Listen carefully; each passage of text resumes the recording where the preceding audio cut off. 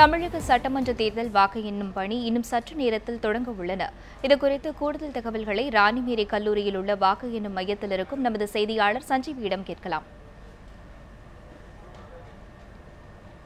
சஞ்சீவி, வணக்கம். நீங்கள் உள்ள ராணிமேரி கல்லூரியில் வாக்கு எண்ணிக்கைக்காக செய்யப்பட்டுள்ள ஏற்பாடுகள் என்னென்ன என்பது பற்றி சொல்லுங்கள்.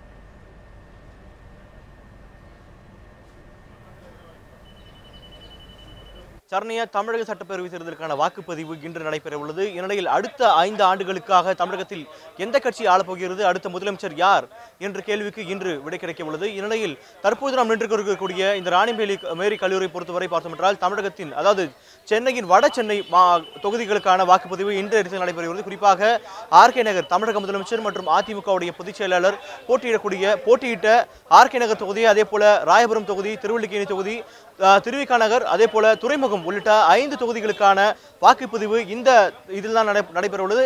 இந்த தொகுதியை பொறுத்தவரை கிட்டத்தட்ட அனைத்து இடங்களிலும் பாப்புலேஷன், அதாவது வாக்காளர் எண்ணிக்கை கிட்டத்தட்ட 2 லட்சத்திற்கும் மேல்.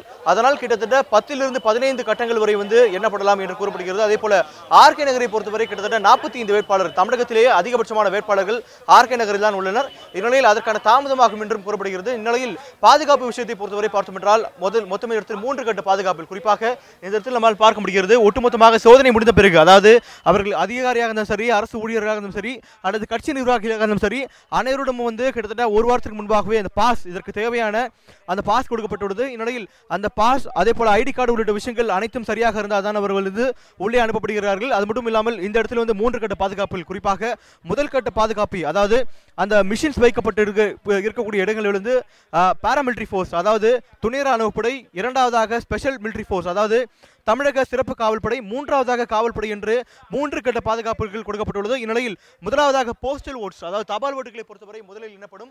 8 மணிக்கு தபால் ஓட்டுகளின் எண்ணிக்கை தொடங்கும். இந்நிலையில் 9 மணிக்கு, அதாவது இந்த இவிஎம்ஸ், அதாவது மின்னணு வாக்குப்பதிவு இயந்திரத்தில் பதியக்கூடிய வாக்குகள் முதலில் தெரிய வரும். இந்நிலையில் கிட்டத்தட்ட 10 மணிக்கே முன்னணி நிலவரம் தெரிந்துவிடும். இந்நிலையில் சரியாக 12 மணிக்கு அடுத்த கட்சி, அதாவது தமிழகத்தில் அடுத்த கட்சி ஆளப்போகிறது, யார் முதலமைச்சராக ஆகப்போகிறார் என்று தெரியும். சரண்யா. சஞ்சீவி, தற்போது வேட்பாளர்கள் வர தொடங்கிவிட்டனரா? தற்போது அங்குள்ள சூழல் குறித்து சொல்லுங்க.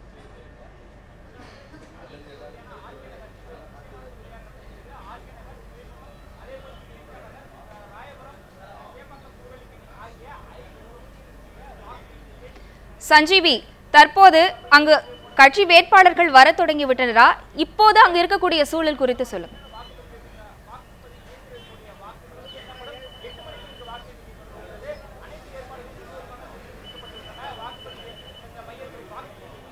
உங்களுடைய கள தகவல்களுக்கு நன்றி சஞ்சீவி.